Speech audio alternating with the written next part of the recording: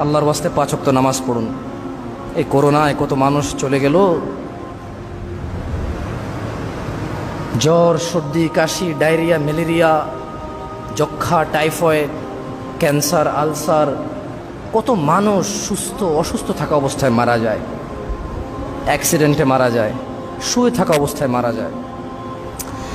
এই পৃথিবীতে আমি আর আপনি নির্দিষ্ট একটা সময়ের জন্য এসেছি, যেটা পৃথিবীর কেউ বৃদ্ধি করতে পারবে না, যেটা পৃথিবীর কেউ কম করতে পারবে না।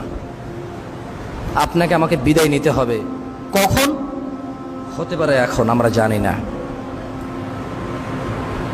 আপনাকে আমাকে বিদায় নিতে হবে কখন? হতে পারে এখন, আমরা জানি না। তবে বিদায় নিতেই হবে, বিদায় নিতেই হবে। দিনী ভাইরা, শিশুকাল 10-12 বছর তো বোধগম্যহীনতায় চলে যায়, আর 60 বছর 65 বছর বয়সে কোমর ব্যথা, হাত ব্যথা, দাঁতে ব্যথা, পেটে ব্যথা, স্মৃতিশক্তি হ্রাস পাওয়া এবং ছেলে মেয়েদের কাছে জিম্মি হয়ে যাওয়ার পরে মনটাকে ছোট করে আরো 10-15 বছর চলে যায়। ওই সময়টাকে সময় মনে করা যায় না। হাতে আছে এখন 15 থেকে 50, হাতে আছে এখন কি 15 থেকে 50। নামাজের জন্য হাতে আছে 10 থেকে 50, মানে খুব সুন্দর করে নামাজ পড়া যাবে।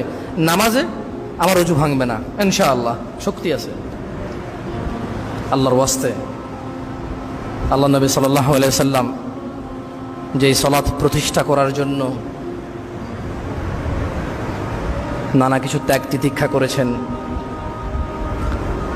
যেই ধর্ম পালনের জন্য তিনি সাল্লাল্লাহু আলাইহি সাল্লাম না খেয়ে দাওয়াত প্রচার করেছেন, যে ধর্ম প্রচারের জন্য তিনি সাল্লাল্লাহু আলাইহি ওয়াসাল্লাম সুন্দরী মহিলাটাকে গ্রহণ করেনি, যে ধর্ম প্রচারের জন্য তিনি সাল্লাল্লাহু আলাইহি ওয়াসাল্লাম আরবের সবচাইতে ধনী মানুষ হতে চায়নি, যেই ধর্ম প্রচারের জন্য তিনি সাল্লাল্লাহু আলাইহি ওয়াসাল্লাম আরবের নেতৃত্ব নিতে চাননি, সেই ধর্ম আমরা মানতে হবে। এটাই বাস্তব, এটাই আমাদের করতে হবে যদি আমরা মুক্তি চাই, যদি আমরা মৃত্যুর পরের জীবনে সুখী হতে চাই। তাহলে সালাত আমাদের আদায় করতেই হবে, প্রতিষ্ঠা করতেই হবে। নিজে পড়তে হবে, মা বোনকে পড়াতে হবে, ছেলে সন্তানকে পড়াতে হবে। নিজে পড়তে হবে, নিজের অধীনে কর্মচারীদেরকে পড়াতে হবে।